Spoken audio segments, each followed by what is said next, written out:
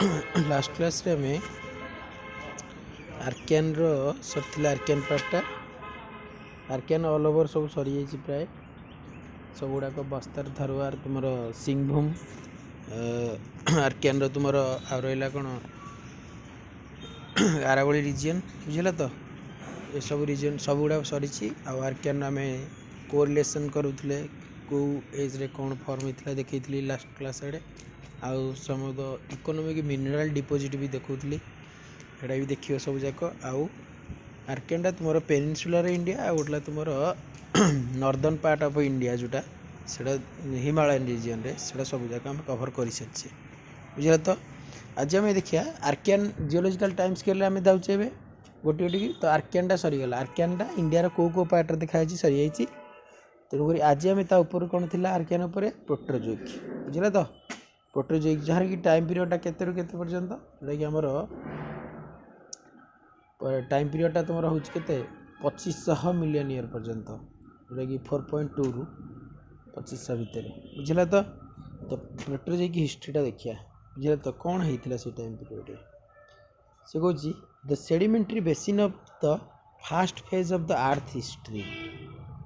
माने माने आर्कियन माने से कौन जो सेडिमेंटरी बेसिन मीन्स जोटा डिप्रेशन सेडिमेंटरी बेसिन जो थे सेडिमेंटेशन हुए बा डिपोजिट हुए सेडिमेंट गुड़ाक तो sedimentary basin of the first phase of the earth history जोटा कि Archaean era had uniform character resembling those of the geosyncline से गुड़ा जियोसिंक्लाइन कह जाए बेसिन गुड़ाक सेडिमेंटरी बेसिन गुड़ाक फास्ट ईयर पढ़ी geomorphology geosyncline and the Proterozoic era began with a tectonic zonation of the earth surface into sedimentary basin of the platform and geosynclinal types बुझल तो माने प्रोटोजोइक एराटा तुम जोटा कि सेडिमेंटरी बेसिन आसला आ तुम जियोसिंक्लाइन जोटा बेसिन से एका जिनस है माने यहाँ हूँ प्रोटोजोइक टाइम पीरियड होता सेडिमेंटरी बेसिन सब ये तो देन आसला कौन Now the geosynclinal basins are represented by a vast thickness of sedimentary and volcanic rocks that were deposited in shallow marine conditions. बुझला तो मैंने जो प्रोटोजोइक टाइम पीरियड रे तुमरो कौन होता vast thickness of sedimentary rocks माने सेडिमेंटरी माने बेसिन रे कौन डिपोजिट हुए सेडिमेंटरी रॉक आउटा वोल्केनिक रॉक बुझला तो sedimentary and volcanic rocks that were deposited in shallow marine deposition shallow marine माने कम डेप्थ मेराइन डिपोजिशन माने जोटा ओशन जोटा रीजन गुड़ाक है मेराइन सेडिमेंट गुड़ाक से टाइम रे माने प्रोटोजोइक टाइम पीरियड रे थिला से कहू सेटा जे बेसिन गुड़ाक फॉर्म होता स्टार्ट होता से टाइम रे the marine basin of the platform type are characterize माने platformal type deposit platformal type माने कौन एमती हॉराइजॉन्टल सेडिमेंटेशन प्लाटफॉर्मल टाइप बुझला तो अरे प्लाटफॉर्म सिंपली बुझुना रेलवे प्लाटफॉर्म जमी हॉराइजॉन्टल पूरा रही लंबा प्लाटफॉर्म बुझला तो सेटा से कहूँ platformal type deposit sedimentary basin formation होता sedimentary rock and volcanic sediment गुड़ा डिपोजिट होता से कथा से कहूँ है deposition of relatively smaller thickness of the rock formations during the same duration of the time such tectonic zonation was accomplished at somewhat differing time over different continents है time different and different continent माने से कौजी माने ता कह कथा जे माने during the same duration of time such A tectonic zonation was accomplished at somewhat different time over different continent माने ता कह कथा जे आमर जिनी प्रोटोजोइक टाइम पीरियड रे ये हितला सेमती डिफरेंट कॉन्टिनेंट रे भी डिफरेंट टाइम रे हेछि है in some cases this tectonic zonation marks this tectonic zonation marks the Archean proterozoic boundary है marks the Archean proterozoic boundary है in other areas the tectonic zonation took place during the early proterozoic time है in some cases this tectonic zonation marks the Archean proterozoic boundary माने जो टेक्टोन माने केतेटा माने जो को किसी कॉन्टिनेंट रे आमर ये टेक्टोनिक एक्टिविटी जो होची प्लेट टेक्टोनिक एक्टिविटी से कौन कर मार्क कर आर्कियन और प्रोटोजोइक बाउंड्री ये जो बेसिन फॉर्मेशन होती आम माने यही सब डिस्टिंग्विशिंग क्राइटेरिया को आम जानीपे जे এইটা ପ୍ରୋଟୋଜୋଇକ୍ ଟାଇମ୍ରେ ହେଇଛି ଆଉ ଏଇଟା ଆର୍କିଆନ୍ ଟାଇମ୍ରେ ହେଇଛି ଆର୍କିଆନ୍ ପ୍ରୋଟୋଜୋଇକ୍ ମାନେ ସେଡ଼ିମେଣ୍ଟାରୀ ବେସିନ୍ ତାର ସପୋଜ୍ କୁହାଯିବ ଯେ ଆର୍କିଆନ୍ ପ୍ରୋଟୋଜୋଇକ୍ ଭିତରେ ଡିଫରେନ୍ସ ଲେଖ ତୁମେ ଗୋଟେ କହିପାରିବ ଯେ ପ୍ରୋଟୋଜୋଇକ୍ ଟାଇମ୍ ପିରିୟଡ଼ଟା ହେଉଛି ତୁମର ସେଡ଼ିମେଣ୍ଟାରୀ ବେସିନ୍ ଫର୍ମେସନ୍ ସେଡ଼ିମେଣ୍ଟେସନ୍ ହେଇଛି ଜିଓସିଙ୍କ୍ଲାଇନ୍ ଏଗୁଡ଼ା ସବୁ ହେଇଛି ବୋଲି ସେ କଥାଟା କହୁଛି ଆଉ in other areas tectonic zonation took place during the early Proterozoic time ମାନେ କିଛି ପାର୍ଟରେ ବି ତୁମର ପ୍ରୋଟୋଜୋଇକ୍ଟା ତିନି ଭାଗ डिवाइड ହେଇଛି ଗୋଟେ ଆର୍ଲି ଗୋଟେ ମିଡ଼ିଲ୍ ଆଉ ଗୋଟେ ଲେଟ୍ ଆର୍ଲି ମାନେ ଯେଉଁଟା ଫାଷ୍ଟ ଫର୍ମ ହେଇଛି ବୁଝିଲା ତ ସେ କହୁଛି କିଛି ଏରିଆରେ ଯେଉଁଟାକି ତୁମର ଆର୍ଲି ପ୍ରୋଟୋଜୋଇକ୍ ଟାଇମ୍ରେ ବି ହେଇଛି and this two primary types of sedimentary basins have since existed ହେଲା ମାନେ ଦୁଇଟା ପ୍ରାଇମେରୀ ଟାଇପ୍ର ବେସିନ୍ ଯେଉଁଟାକି since existed over the earth surface ହେଲା ଆର୍ଥ ସର୍ଫେସ୍ରେ ଅଛି for the remaining parts of the earth history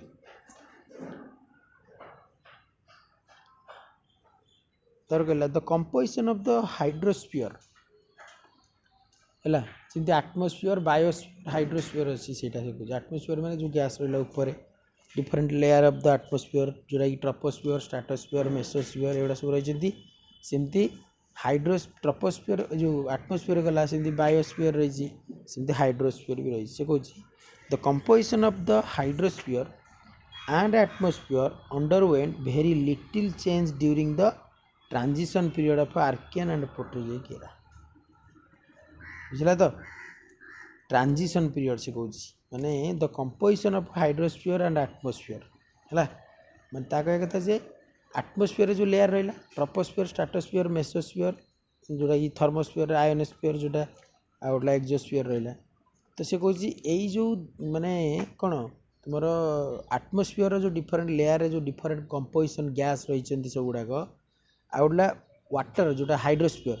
ये ओशन सी एगुड़ाकर हाइड्रोस्फीयर जो कंपोजिशन रही वाटर कंपोजिशन अच्छी एयर भी कंपोजिशन रही तो से कौन यही जो मानकर कंपोजिशनटा आर्कियन जो प्रोटोजोइक आइले तार चेंजेस आसला से कौन little change during the transition period of Archean Proterozoic मैंने आर्कियन जो प्रोटोजोइक टाइम पीरियड को आइले से तुम ट्रांजिशन है क्या भितर कंपोजिशन रे कहीं तुम्हें जहाँ भी हो आटमोस्फीयर हाइड्रोस्फीयर से नहीं ही तुम्हें चलने पड़ू तेणु कंपोजिशन अनुसार जमी सपोज ग्लोबल वार्मिंग हम ताने कौन green house effect global warming हम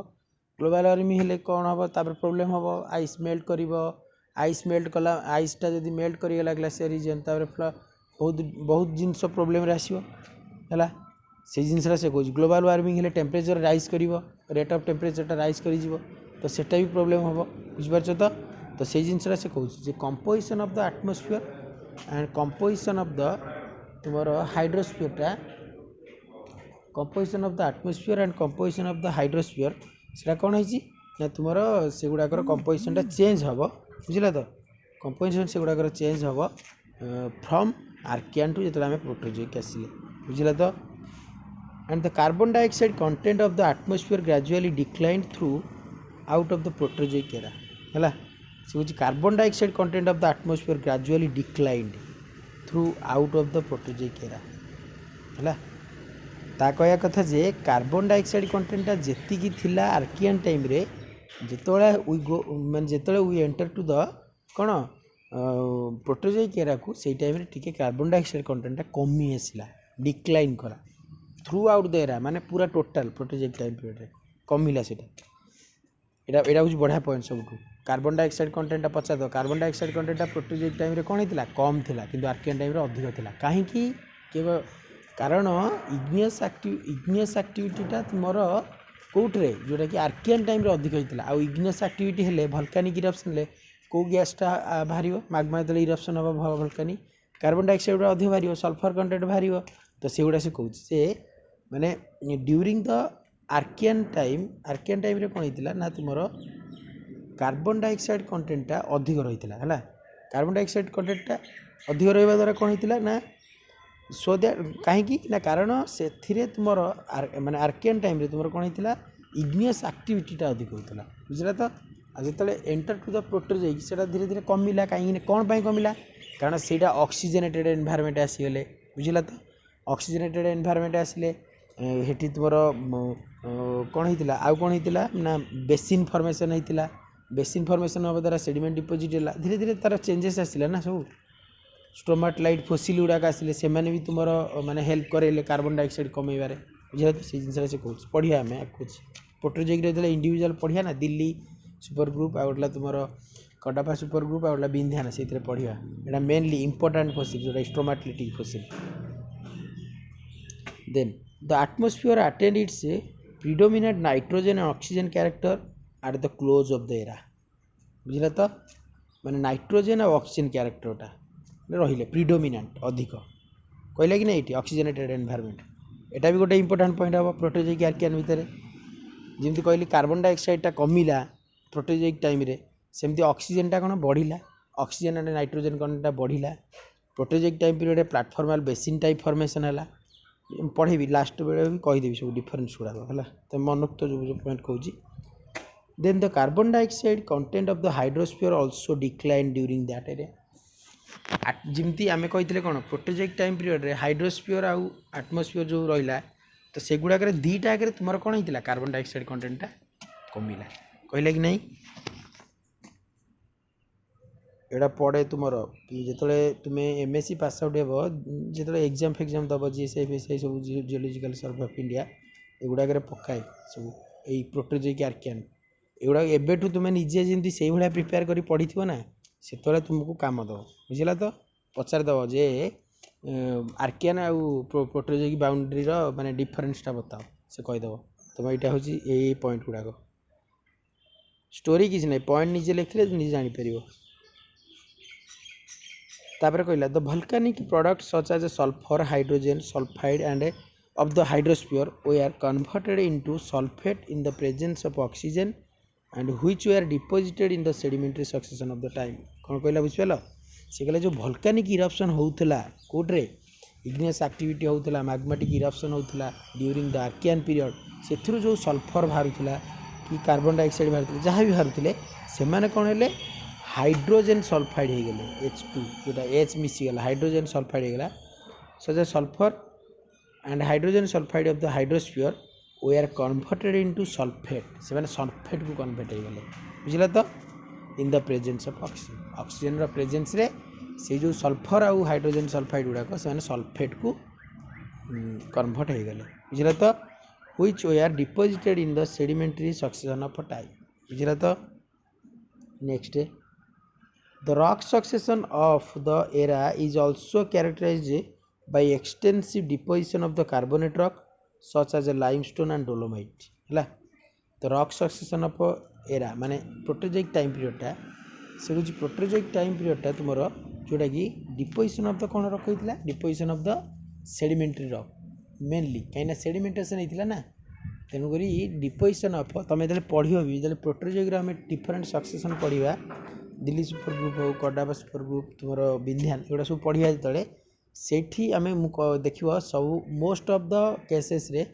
जो रॉक टाइप्स गुड़ा जमी आम आर्कियन सब रॉक टाइप्स पढ़ुले सेमती एठी भी रॉक टाइप्स गुड़ा मेनली लाइमस्टोन डोलोमाइट गुड़ा बेसी रहा कार्बोनेट रॉक गुड़ा maximum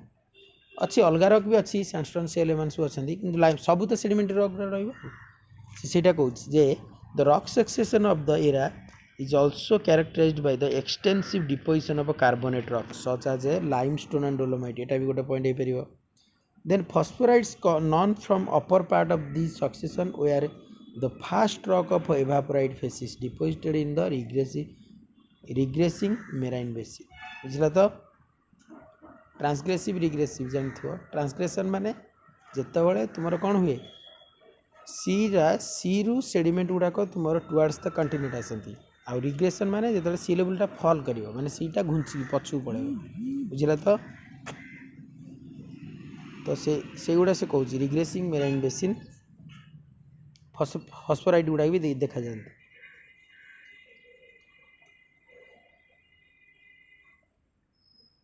as increase in oxygen and a corresponding decrease in carbon dioxide in the atmosphere lead to the favorable condition for the growth of life obviously Manish हो कि पशु हो जी भी होती प्राणी तो से मैंने कौन है से मैंने कौन कौन करती ऑक्सीजन नेले ही बचे किंतु ऑक्सीजन प्रोवाइड किए करे प्लांट मटेरियल गुड़ाक प्लांट मैंने तो सेटा कहूँ जे ऑक्सीजनटा कौन है ऑक्सीजनटा तुम्हें ऑक्सीजनटा अवेलेबल हवा द्वारा कौटी ड्यूरिंग द प्रोटोजोइक टाइम पीरियड जो ऑक्सीजनटा अवेलेबल है तो so that the life also available होगा मैंने लाइफ भी रहिले बुझिपार देख आर्कियन टाइम तुम टाइम स्केल पढ़ी जे आर्कियन टाइम इनविजिबल लाइफ जोटा आसाला मैंने किसी नथिले बुझल तो धीरे धीरे प्रोटोजोइक टाइम पीरियड कौन है लाइफ आसाला बुझल तो an increase in oxygen and corresponding decrease in carbon dioxide in the atmosphere lead to the favourable condition for the growth of life कहला कि नहीं आम कौन अधिक कार्बन डाइऑक्साइड रही आम कौन बची पार कि ना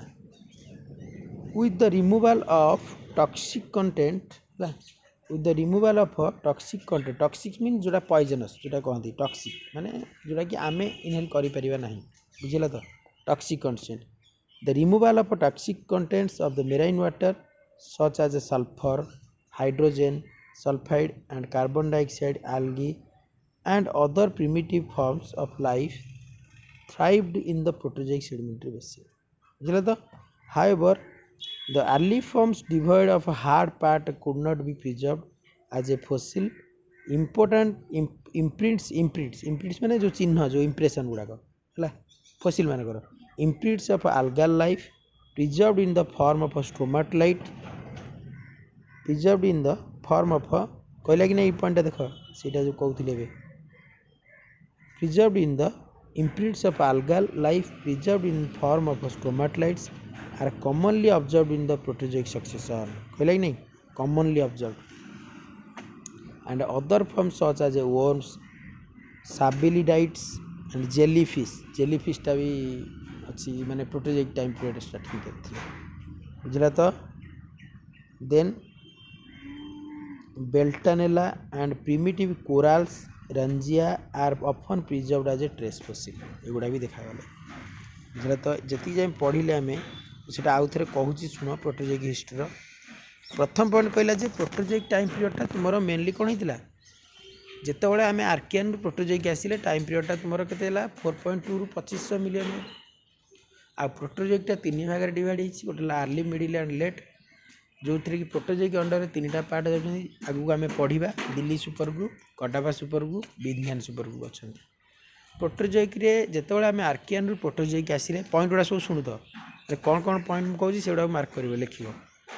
when you move from Archean to the Proterozoic the oxygen content oxygen and nitrogen content is predominant both in atmosphere and hydrosphere and carbon dioxide content got declined throughout the पूरा Proterozoic एराटा आ कौन पाई ना during the Archean time रे igneous activity volcanic eruption एगुड़ाक होता किंतु प्रोटोजोइक टाइम रे सेडिमेंटेशन हेले डिपोजिट हेले से डिपोजिट हवा द्वारा एटमॉस्फेयर एंड हाइड्रोस्फीयर रे ऑक्सीजन कंटेंट गुड़ा इनक्रीज कला बुझिपार तो तापर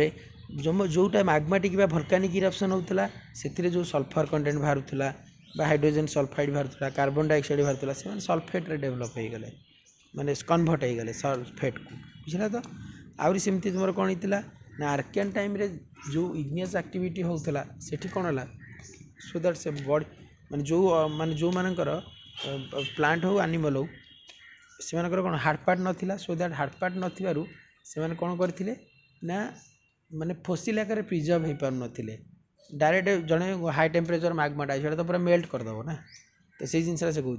एठी कौन है जो सो दैट माने एठी ऑक्सीजन आसिया द्वारा बा एनवायरमेंट ऑक्सीजनेटेड हवा द्वारा एठी कौन है तुम ना एठी तुम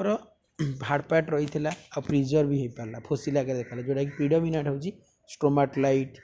जेलीफिश जोटा कहते बुझला तो सम ऑफ द ट्रेस फसिल इंप्रेशन पाइले इम्प्रिंट्स जोटा कहूला बुझला तो तापर आउरी कौन कहला ना एठी तुम जिओसिंक्लिनल बेसिन प्लाटफॉर्मल टाइप सेडिमेंटेशन होची बुझला तो यही सब पॉइंट गुड़ाक तुम मार्क कर क्लियर है एठी तुम कौन मेनली लाइमस्टोन डोलोमाइट जो सेडिमेंटारी रॉक गुड़ाक सेडिमेंटेशन होती बुझला तो यहीटा तुम यहाँ मन रखिए यहाँ हूँ पड़ी परीक्षा इम्पोर्टाट आम सब जो एग्जाम दौर आम जोड़ा पड़ी बेसमेंट कवर रिलेशनशिप बा बेसमेंट कवर ट्रांजिशन तो कहुए क्लियर है तो basement cover transition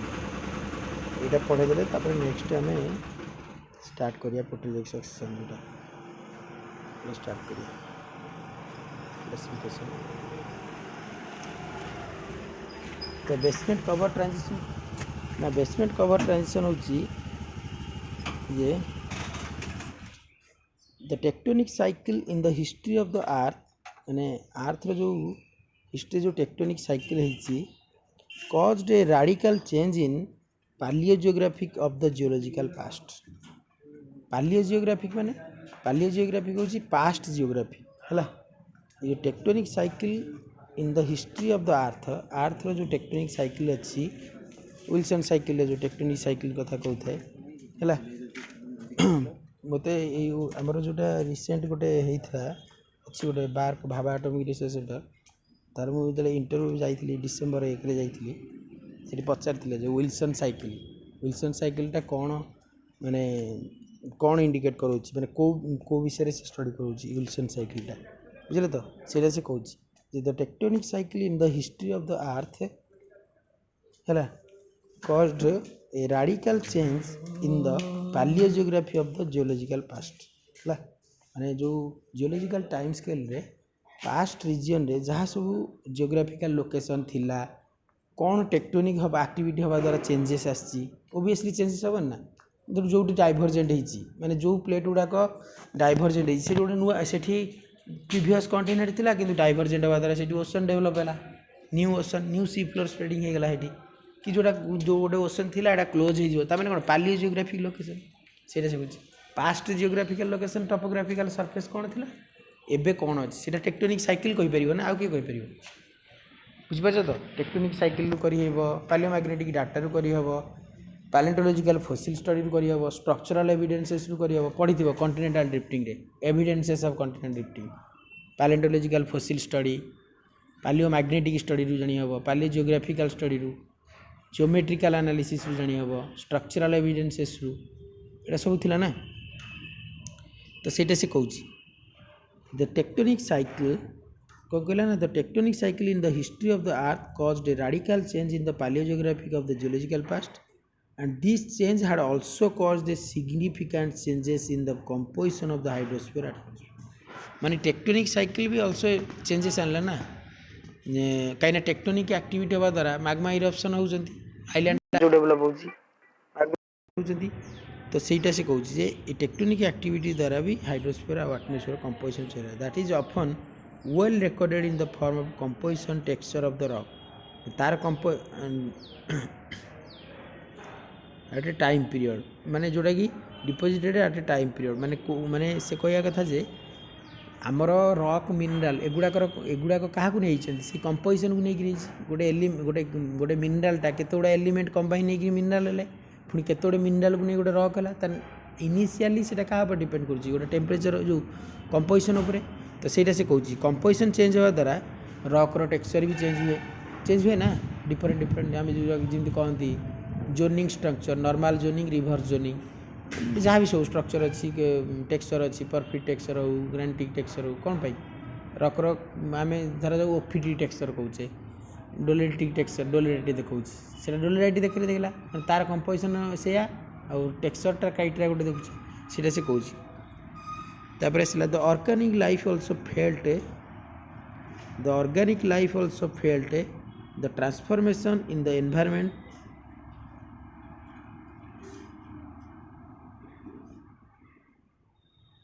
radical identical changes in the environment. Radical changes are observed in the form of a morphology of animals and plants that live during the successive stages of the earth evolution. माने जो plant रहिले animal रहिले से माने भी तांकर morphology रे धीरे धीरे चेंजेस आसला सब जिनस चेंजेस आसला ना बुझला तो सीटा से कहूँ successive stages of the earth evolution माने अर्थ जमती जियोलॉजिकल टाइम अनुसार जमी इवोल्यूशन चेंजेस आसला सेमती सब जिनस चेंजेस आसला आटमोस्फियर चेंजेस आसला हाइड्रोस्फियर चेंजेस आसला तुमर एनिमल प्लांट भी तांकर बिहेवियर भी से सब चेंज कर चलले जमी आम गुड़ा कहूचे आम मनीषर स्टार्टिंगटा कौन थी स्टार्टिंगटा से आम कौन जोटा आमर ये गुड़ा थे प्राइमेट्स गुड़ाक सब आमरी ना आमर ये गुड़ाक प्रीमेट्स गुड़ाक तो ସେଇଟା ସେ କହୁଛି ସେମାନେ ସବୁ ଥିଲେ ରାମାପିଥେକସ୍ ଏସବୁ ପଢ଼ିବ ଅଛି ଷ୍ଟ୍ରାଟିଗ୍ରାଫିରେ ଅଛି ଯେ ଷ୍ଟ୍ରାଟିଗ୍ରାଫି ପାର୍ଟରେ ବି ଅଛି ପାଲେଣ୍ଟୋଲୋଜିରେ ବି ଅଛି ଷ୍ଟ୍ରାଟିଗ୍ରାଫିରେ ବି ଅଛି ପଢ଼ିବ ଏଇ ସେମିଷ୍ଟର ତ ଅଛି ତୁମର ଆଉ ତ ସେଇଟା ସେ କହୁଛି ଯେ ମାନେ ମାନେ ଆଗରୁ ଧର ଯେଉଁ ଏଲିଫେଣ୍ଟ ଆଗରୁ ଏଲିଫେଣ୍ଟଟା କେଉଁ ଷ୍ଟ୍ରକ୍ଚର ଥିଲା ଏବେ କେମିତି ଅଛି ହର୍ସର ବି କେଉଁ ଷ୍ଟ୍ରକ୍ଚର ଥିଲା ଆର୍ଲିଅର୍ ଏବେ କ'ଣ ଷ୍ଟ୍ରକ୍ଚର ଅଛି ତ ସେଇଟା ସେ କହୁଛି ଧୀରେ ଧୀରେ ଚେଞ୍ଜେସ୍ ଆସିଲେ evolution and the biostratigraphic boundary in the history of the earth biostratigraphic ମାନେ ବାୟୋଲୋଜିକାଲ ଯେଉଁ ଅର୍ଗାନିକ୍ ଷ୍ଟ୍ରାଟିଗ୍ରାଫିକାଲ ଏଭିଡେନ୍ସେସ୍ ମାନେ ଯେଉଁ ଷ୍ଟ୍ରାଟିଗ୍ରାଫିକାଲି ଯେଉଁ ଅର୍ଡ଼ର ଅଫ୍ ସୁପରପୋଜିସନ୍ ବାୟୋଷ୍ଟ୍ରାଟିଗ୍ରାଫିକ୍ କୋରିଲେସନ୍ ଯେଉଁଟା କହୁଛି followed immediately after the major tectonic cycle which might have been caused by an increased radiation due to the introduction of a radiogenic acidic magma ବୁଝିଲ ତ followed immediately after the major tectonic cycle which might have been caused by an increased radiation due to the introduction of a radiogenic acidic magma in the upper part of the earth crust ବୁଝିଲ ତ ମାନେ tectonic cycle ହେବା ଦ୍ୱାରା ବି ବେଳେବେଳେ radiation ହେଲା ମାନେ radiation increase in radiation ମାନେ increase in radiation ହେଉଛି ଯେଉଁଟାକି ଏସିଡ଼ିକ୍ ମାଗ୍ମାରେ ଯେଉଁ ରାଡ଼ିଓଜେନିକ୍ ଆଇସୋଟପ୍ସ ଥିଲେ ତ ସେଇମାନଙ୍କର coming to the earth surface ସେମାନେ କ'ଣ ହେଲେ ରାଡ଼ିଏସନ୍ କରେଇଲେ ବୁଝିଲା ତ ରାଡ଼ିଓ ଆକ୍ଟିଭିଟି ବି ହେଲା ତାପରେ ଆସିଲା ଦ major orogenic cycle next point कौन कहला ना the major orogenic cycles normally involve long duration of time ହେଲା the major orogenic cycle माने कौन जोटा कि mountain building activity orogenic cycle पढ़ना था orogeny एपिओरोजेनी orogeny माने कौन माउंटेन बिल्डिंग एक्टिविटी चला तो and the orogenic cycles normally involve a long duration of time sometimes stretching in the several tens of million years several tens of million years है तो माने जो ओरोजेनिक साइकिल जो माने है लॉन्ग ड्यूरेशन ऑफ टाइम पे जोटा कि तुम्हारा सम ऑफ द मिलियन इयर्स है the synchronity of such tectonic cycles in all part of the earth has also not been established बुझल तो माने टेक्टोनिक साइकिल जो ऑल माने अर्थ रे जो डिफरेंट पार्ट रे डिफरेंट टेक्टोनिक साइकिल हेतिला हला सब गुडा से कहूँ the synchronicity of such tectonic cycle in all part of the earth also not been established it is more likely that they were diachronous ठीक है तो however the orogenic cycle marked the closing phases of the successive stages of the earth evolution and they are also significant in stratigraphic reconstructions है मैंने stratigraphic reconstruction में भी मैंने helpful है बुझे तो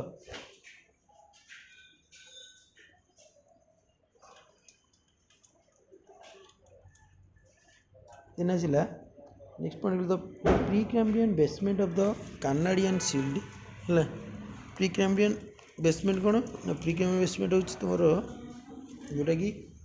कैम्ब्रियन पूर्वर है कैम्ब्रियन पूर्वर किए तुम प्रोटोजोइक और लार्कियन से प्रीकैम्ब्रियन कहे ना the Precambrian basement of Canadian shield is separated from the Proterozoic cover by a main जोटा कि एपार्कियन अनकन्फर्मिटी सेटा से कहूँ that represents the major tectonic cycle is Eparchean unconformity है देखो सेपरेटेड फ्रॉम द प्रोटोजोइक माने Precambrian basement separated from Proterozoic जोटा कि तुम Eparchean unconformity similar pronounce unconformity separating the strongly एटा हूँ इंपोर्टेंट मन रखिए Eparchean unconformity similar pronounce unconformity separating the strongly deform and metamorphosed rock of a Precambrian basement माने ये rock गुड़ा का था from the less deformed and less metamorphosed rock of the sedimentary cover have also been identified over the Indian peninsula बुझिला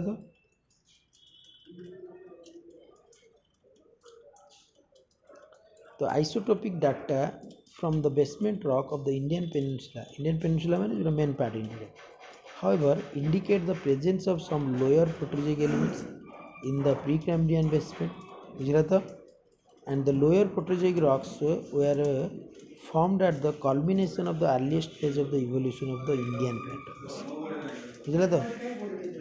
ସେ କହୁଛି ଆଇସୋଟୋପିକ୍ ଡାଟାରୁ basement ରକ୍ର ଯେଉଁ ଆଇସୋଟୋପିକ୍ ଡାଟାରୁ study କରାଗଲା ଯେ ସେଗୁଡ଼ା କହୁଛି ଦ presence of some of the lower Proterozoic elements in the Precambrian basement ହେଲା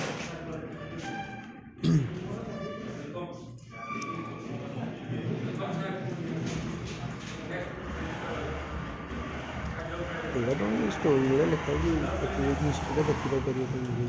ହେଲା